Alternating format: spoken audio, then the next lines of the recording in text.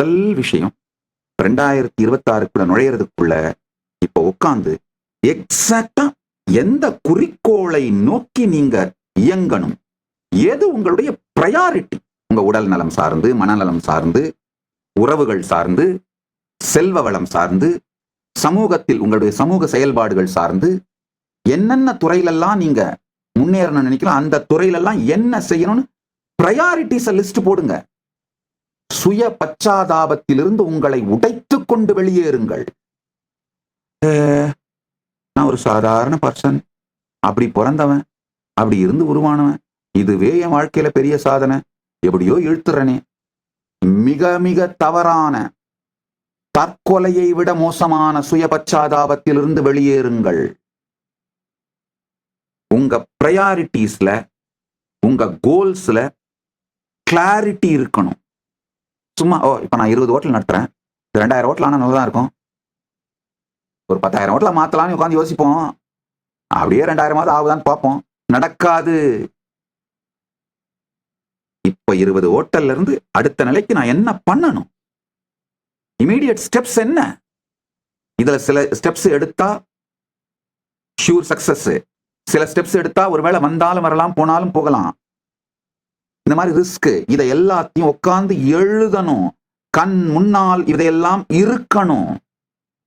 உங்களுடைய பிரையாரிட்டிஸ், அதுல வரப்போற ரிஸ்க், பயம், பயமின்மை, இதை தாண்டி நிஜம் அப்படிங்கிறத பார்ப்பது எது நிதர்சனம், நிஜம் அப்படிங்கிறத பார்க்கணும்.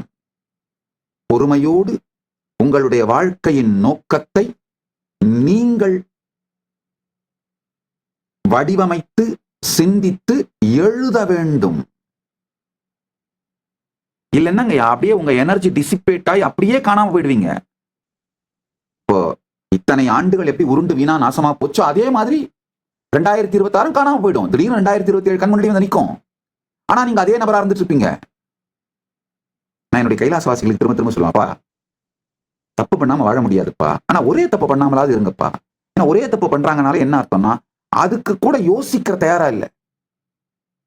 கிரியேட்டிவிட்டி இல்லாம ஸ்டக் ஆகி கிடக்கிற, ஸ்டாக்னன்ட் ஆகி கிடக்கிறவன் ரொம்ப ஈனத்தனமான சீப் த்ரில்ஸ்ல ஸ்டக் ஆகிருப்பானுங்கய்யா. நான் பார்த்துருக்கேன் இந்த வீடியோ கேம், என்ன சீப்பான த்ரில். அதெல்லாம் தொடர்ந்து சோசியல் மீடியாவை ஸ்க்ரோல் பண்ணிட்டு, செக்ஸ்ட் பண்ணிட்டு, மெசேஜஸ் போட்டுட்டு, ஒரு சீப் டோபமின் பிளஷர், டோபமின் சர்ஜுக்காக ஒரு சீப் த்ரில். இப்படியே லைஃப் கழிஞ்சிருங்கயா. சீப் த்ரில்லும் ரெஸ்பான்சிபிலிட்டி இல்லாத டே ட்ரீமிங்கும் ஸ்டக் ஆகி போயிருக்கிற வாழ்க்கை முறையா மாறிடும், ஸ்டாக்னன்ட் ஆயிடும். முதல்ல உங்க கோல்ஸை எழுதணும். அந்த கோல்ஸுக்கு உங்களுடைய எனர்ஜியை அதுல தான் போக்கஸ் பண்ணணும். உங்க பிரையாரிட்டிஸ் கிளீன் ஆனாதான் உங்க எனர்ஜியை அலாட் பண்றதும் நடக்கும். அதாவது முதல்ல உங்களுடைய வாழ்க்கையோட நோக்கம், விஷன், அதோட போக்கு, மிஷன், பிரையாரிட்டிஸ், உடனடியா செய்ய வேண்டிய செயல்கள், இது உங்க வாழ்க்கையோட ஒவ்வொரு துறைக்கும் கிளியர் ஆனா மட்டும்தான் வாழ்க்கை வாழ துவங்குவீர்கள். அது மனசுல எல்லாம் எழுதி வச்சீங்கன்னா 1000 மெசேஜோட இது ஒண்ணு போயிரும், காணாம போயிரும். எழுதி வைக்கணும். மனசுல எழுதுறது தண்ணியில எழுதுறதை விட மோசமானது. சுனாமி வர்ற கடல்ல எழுதுறதுக்கு சமம் உங்க மனசுல எழுதி வைக்கிறது. என் மைண்ட்ல திங்க் பண்ணி நோட் பண்ணி வச்சுப்பேன் சாமி, தருதரமே. சுனாமி வர்ற கடல் தண்ணியில எழுதி வச்சதுக்கு சமம். கடல் தண்ணி மேல எழுதினாலும் நிற்காது. சுனாமி வந்துட்டு போயிட்டு இருக்க கடல் தண்ணி மேல எழுதுனீங்கன்னா என்ன நிற்கும்? எழுதவே முடியாது.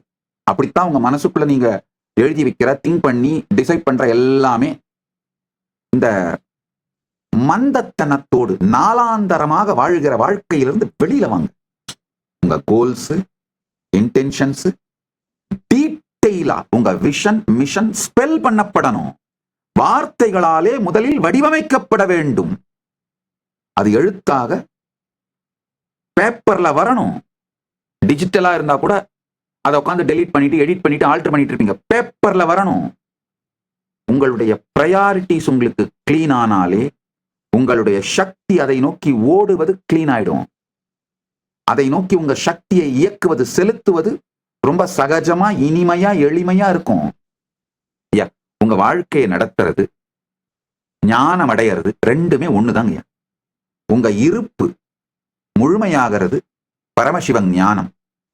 அந்த பரமசிவ ஞானம் வெளிப்பட்டு வாழ்க்கையில சகலவிதமான வெற்றியோடு ஆனந்தமாக வாழ்வது பரமசிவ விஞ்ஞானம். இது ரெண்டையும் செய்யும் பொழுது உங்களுக்குள்ள பொங்குற பரமசிவ பக்தி, இந்த மூணும் சேர்ந்ததுதான் பரமாத்வைதம். அதனால முதல்ல உங்களுக்குள்ள உங்க கான்சியஸ்னஸும் உணர்வும் உணர்ச்சிகளும் மனமும் உங்கள் வாழ்க்கையை பற்றி, நோக்கத்தை பற்றி, போக்கை பற்றி, விஷன் மிஷனை பத்தி தெளிவாகணும். டெசிஷன்ஸ் வித் பிரிசிஷன் நடக்க ஆரம்பிச்சதுன்னா உங்க மனம் உண்மையிலேயே தேவையான விஷயங்களில் போக்கஸ் பண்ண ஆரம்பிக்கும். தேவையில்லாத சீப் த்ரில்ல இருந்தெல்லாம் உங்களை நீங்களே விடுபடுத்திப்பீங்கயா. டீப்பர் இன்டென்ஷன்ஸ், ரியல் இன்டென்ஷன்ஸ், அந்த டீப்பர் இன்டென்ஷன்ஸோட உங்களை அலைன் பண்ணிக்கோங்க. சூழ்நிலைக்கு ஏத்த மாதிரி ட்ரிஃப்ட் ஆகிக்கிட்டே போற இந்த நாசமா போன வாழ்க்கை முறையை வாழாதீங்க. இந்த சூழ்நிலைக்கு ஏத்த மாதிரி ட்ரிஃப்ட் ஆகிட்டே போறதுன்றதுக்கு பாருங்க. ஏன் ஒரு நாள் கழிந்தது அப்படின்னு தெரியலன்னா, ஏன் ஒரு வாரம் கழிந்ததுன்னு தெரியாது, ஏன் ஒரு வாரம் கழிந்ததுன்னு தெரியாத மனநிலையில இருந்தீங்கன்னா, ஏன் ஒரு மாதம் கழிந்ததுன்னு தெரியாது, ஏன் ஒரு மாதம் கழிந்ததுன்னு தெரியாத மனநிலையில இருந்தீங்கன்னா, ஏன் ஒரு வருடம் கழிந்ததுன்னு தெரியாது. கழிந்ததுன்னு மட்டும்தான் தெரியும்.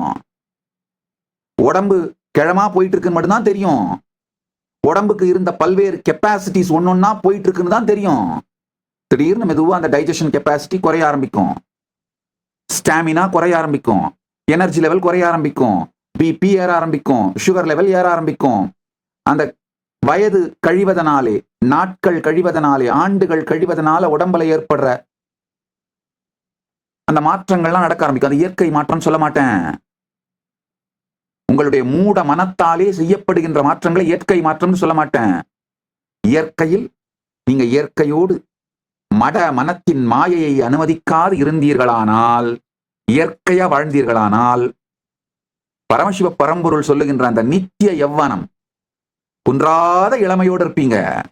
ஸ்டாக்னன்ட் ஆன லைஃப்னாலே உங்க மனம் அளவுக்கு மீறி உங்க வாழ்க்கையில தலையிட்டு கால் வைக்கிற இடத்துல எல்லாம் கண்ணி வெடி வைக்கிறாங்கன்னு சொல்றாங்க பாத்தீங்களா?